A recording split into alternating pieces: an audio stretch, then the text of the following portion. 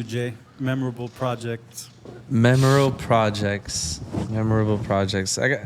I've definitely had my fair share of experiences.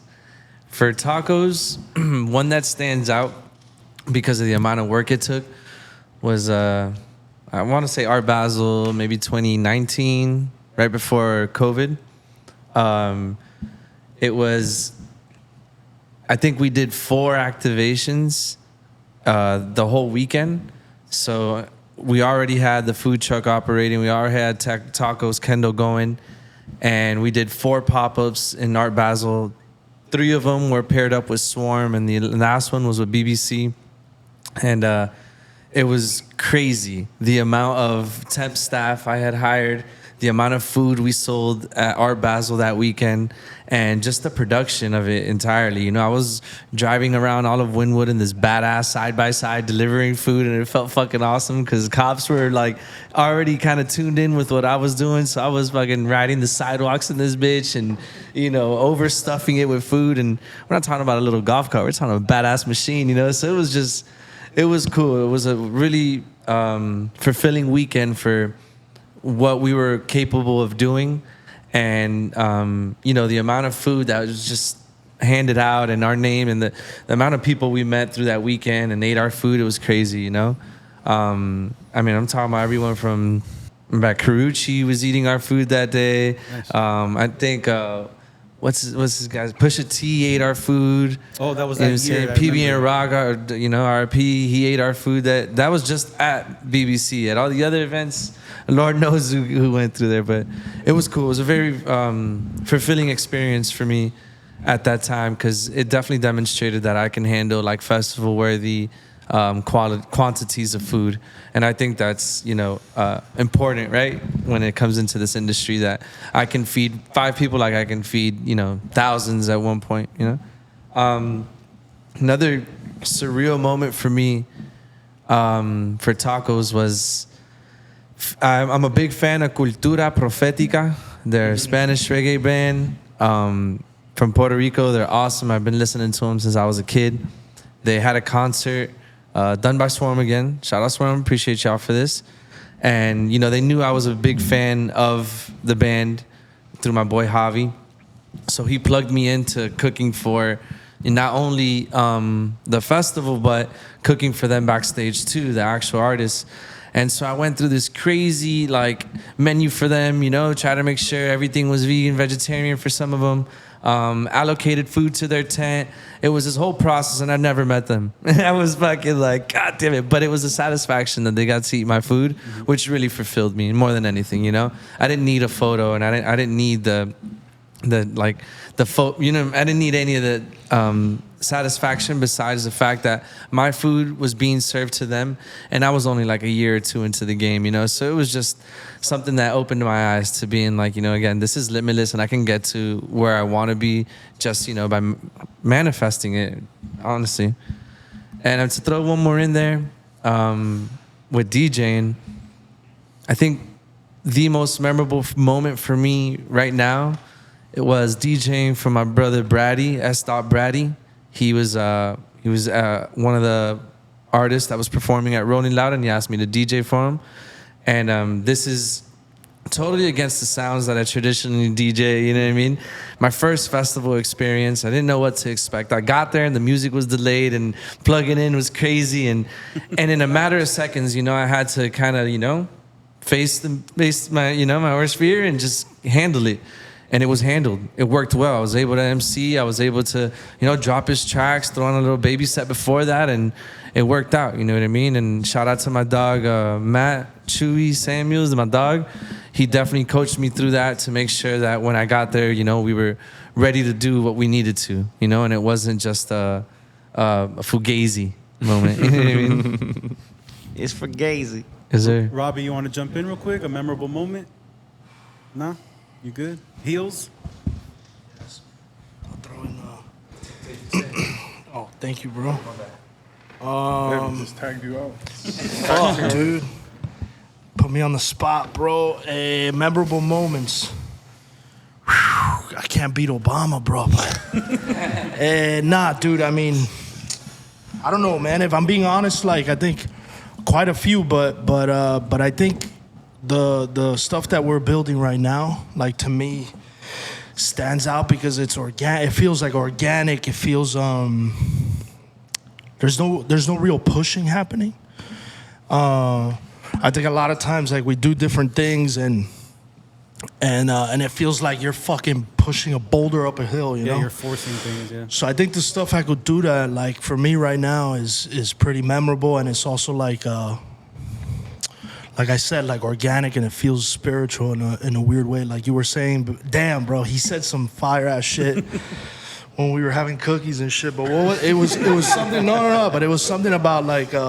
Say it again. It was like it was a fire quote, dude, about like whatever you speak into what the words that you use, you're essentially speaking into existence. Yeah, you gotta be meticulous with your word. Yeah. Yeah, you gotta. Because everything you say will drive your life forward. Right. Which is wild because Or backwards. we used to do. Hector and I used to do like these Ustreams, Ustream.tv.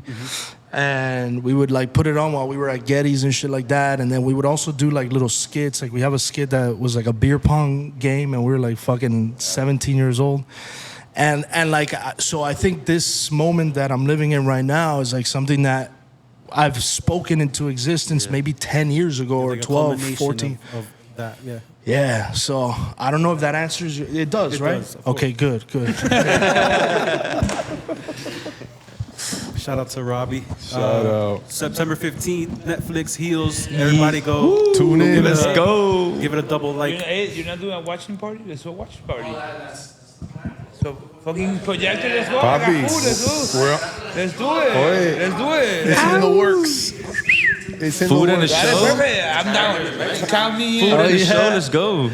Dope. Diego what? Cut him out.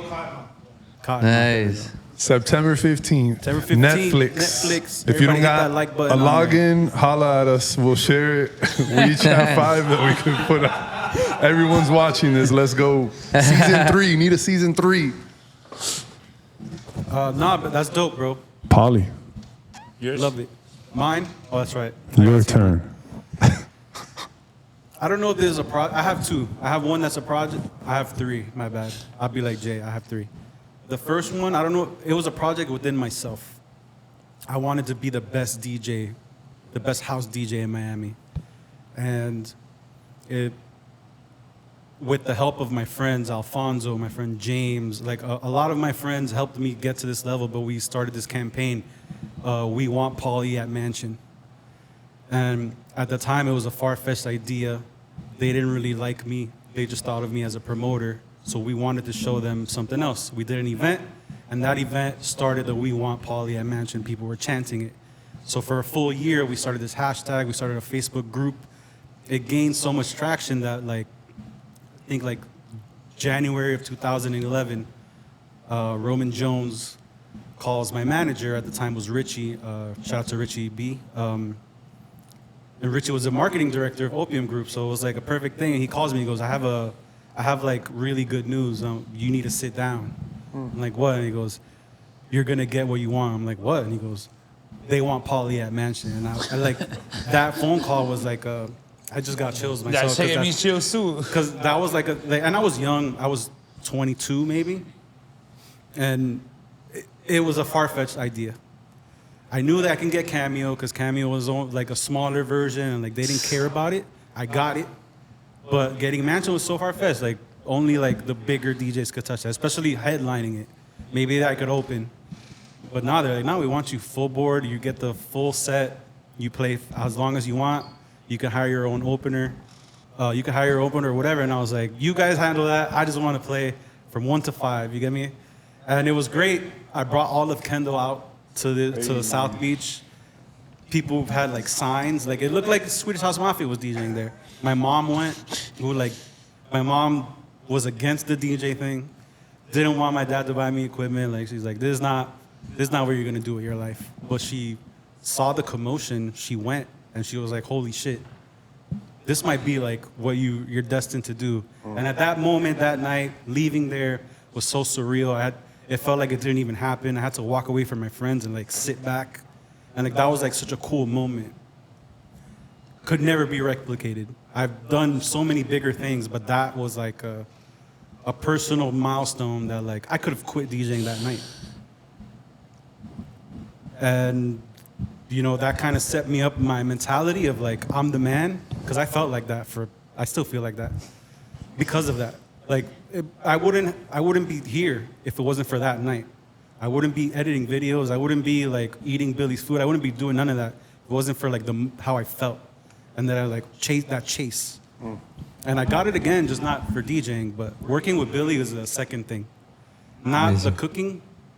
That was more of a oh shit, I'm not that Throw it good. on the fire. I'm not that good at this, but it was more like working together, throwing pop-ups, figuring out how his social media is gonna look, just hanging out with him and like getting in his world and like the culinary thing. That's another thing that like I love so much, because it was something he didn't want to do. So like me pushing him and me getting him to do it and then him liking it was like a cool moment too. And that, you know, we're still doing it today. And third is, I guess, working here. I know this could be an answer. I thought about it because I'm like, like, damn. that should be my third, because it's not that I got those feelings. It's just I have a feeling I'm gonna get the feeling that I want again from working with you guys. That would be it's gonna be my third memorable project. You get what I'm Nice. saying? But just think about It that. might be my biggest Those memory. 3 things have been your In the progression making. in life. Those 3 things have been your next steps and your next build up, and what's gotten you to be the Paulie you're today. Yeah. And it's gonna get you this step today. It's gonna get you to the next To Paulie. the next one, whatever. And those are the growth and doing shit with love and doing shit, just doing it. The half of the people don't do it. Not even half. 80% of the fucking 99.9%. don't Yeah. fucking go out and do what they want. And they have the talent to do something and just, they're scared, they're not got it right, or they don't have the fucking balls to do it. Yeah. That was awesome. I think I'm gonna. Right.